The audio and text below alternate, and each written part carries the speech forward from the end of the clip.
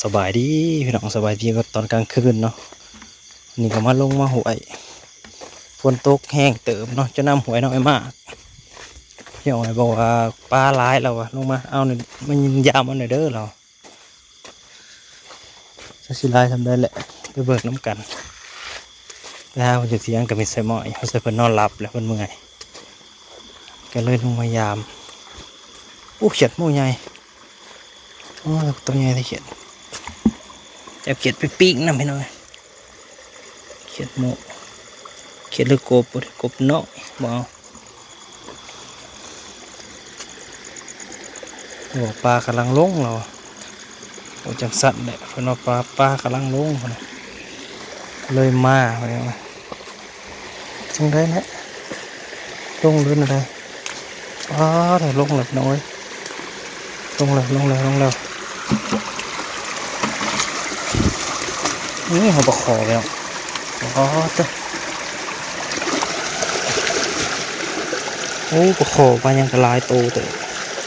ประคอจะขึ้นตัวนี้จะขึ้นบืนขึ้นไปหอนงูน้ำเอางูเด้ออยากได้งูเดี๋ยวเทให้เบิ่งก่อนพี่น้องเลยเทก่อนได้ไรอะไรเทแล้วเลยพี่น้องเบิ่งก่อนได้ไรอะไร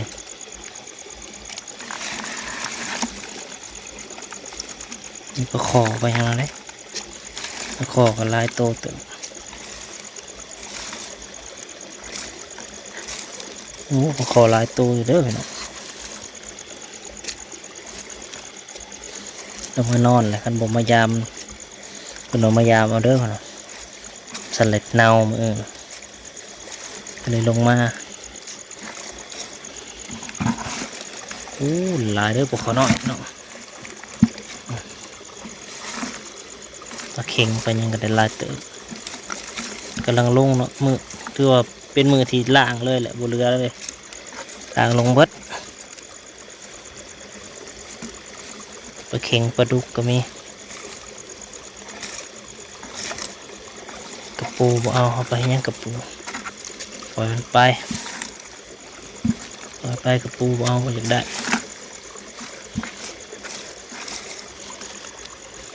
เก็บออก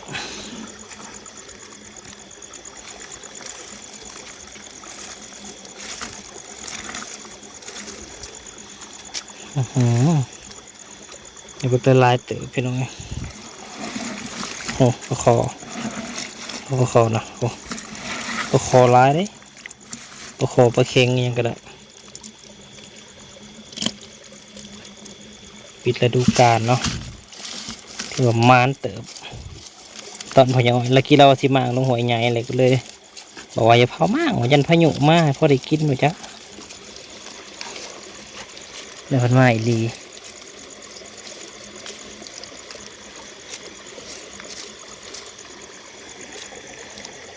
เนาะ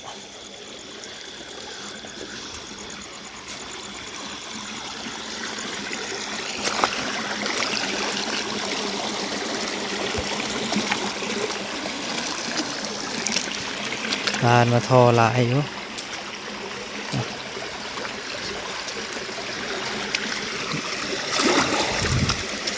ขี่นะก็ว่าเขาขี่นะ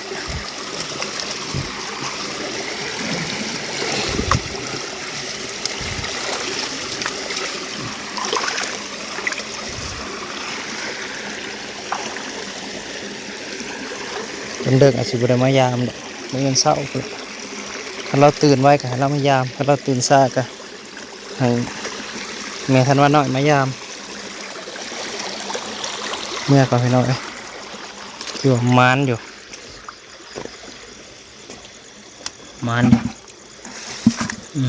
เดี๋ยวพอคอน้อยเป็น10 ปลายพอได้นี่อยู่ก็ได้แล้วก็ขอน้อยรอบสุดท้ายแล้วเมื่ออื่นนี่คันมายามนี่เต็มอย่างอัญญะเลยเต็มอัญญะเอาได้แหง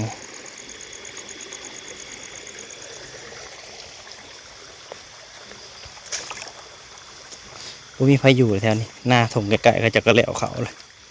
จะก็เมื่อพอละ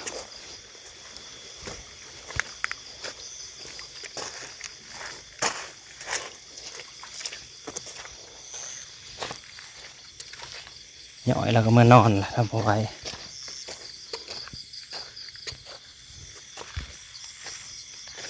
แหละไผ่เมี่ยงหมดแหละเลื่อนก็ได้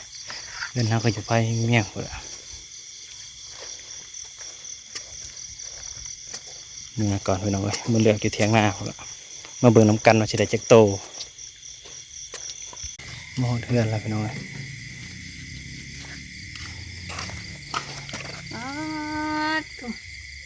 ปลุกก็ได้บ่ได้อยู่ตอนเท่าน่ะ บ่มีน้ำบ่มี โอ้นะเขาจะได้มือเข่าเนาะมือเข่าสิลงพยายามมียามหักกระมาเนี่ยพยายามลงแล้ว เรานอนจะมีเสมอเห็นแต่ลูกสาวเลยในตลาด อืม แม่นอนซาอยู่ในตลาดไพ่ไพ่วะ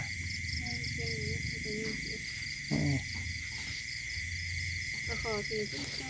แค่เจ้าบวบ มันหลายเด้อไม่ได้น้อยๆนะบริ สิบ เวณ ปลาย ได้นี่นะ 10 ปลายโต กลัวเพราะว่า คือเศร้าก็จับ เศร้าบริเวณบริเวณเนาะอีกหน่อยนานดูเนาะใหญ่น้ำพยอยเนี่ยร้ายเถื่ออะไรนะ เมื่ออื่นเศร้าเขาเล่าไปยาวเนาะยาวกว่าครึ่งกระทังพุ่นขนำโบเบิดก่อน ขนาดเบิดก่อนมันก็ดินขึ้นเนาะ น้ำเบิดมันก็บ่ลงทางไม้ อันนี้โลกมีตอนนั้น โดทางน้ำโบราณได้ที่ปกก็แหละ ไปอีกเนาะคือเราต้องไปอยู่เนาะ เด็กก็นอนเลยจะไปยังไงเมื่อยก็เมื่อยได้รับยังสิไปลุกเมื่ออื่นเศร้าจังให้เรายามครับเราบ่ยามจะก็ลงไปเบิ่งเมื่ออื่นเศร้าเราตื่นสวยจะก็ลงไปเบิ่งสิมีไฟมาเลาะสิมีไฟมาสนเขาบูจักสวรรค์มากน้ำ ไม่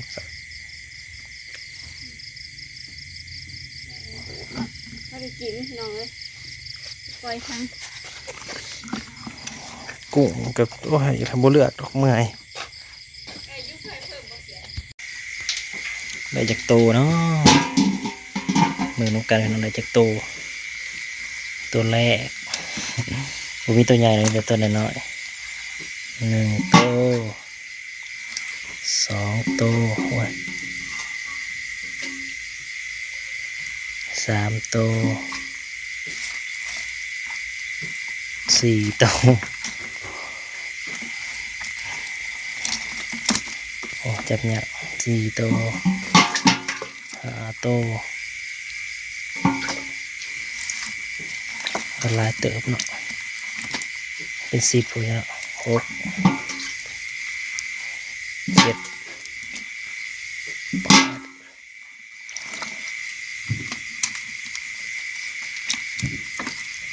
เสียงยังได้บางผูบ่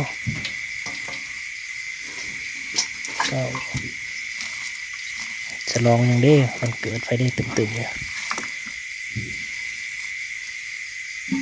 10 โตพี่น้องโอ้10 โตเลย11 โต12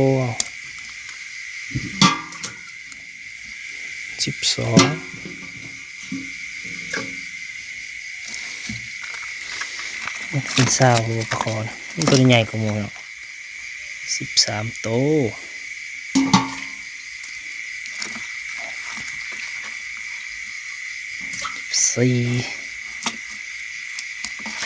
ยังอยู่บ่ได้เบิดแล้วปลาคอยังอยู่ได้เป็นสาวน้องปลาคอหน่อยนะรักสาวโตแล้ว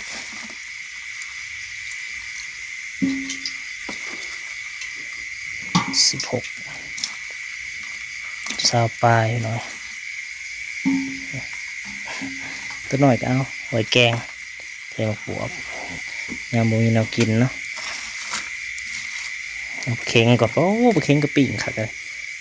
ทอดเนาะทอดกรอบแซ่บปลาเค็งหน่อยปลาเค็งก็หลายตัวเติบ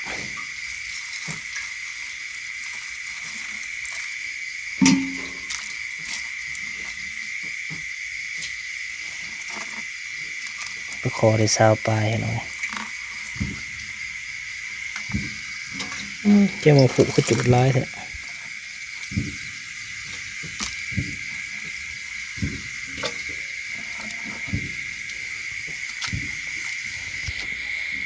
ลายๆป้าตัวน้องให้บักลายๆมันสาวปลาย30พอกันใหม่พี่น้องเอ้ยวันนี้ก็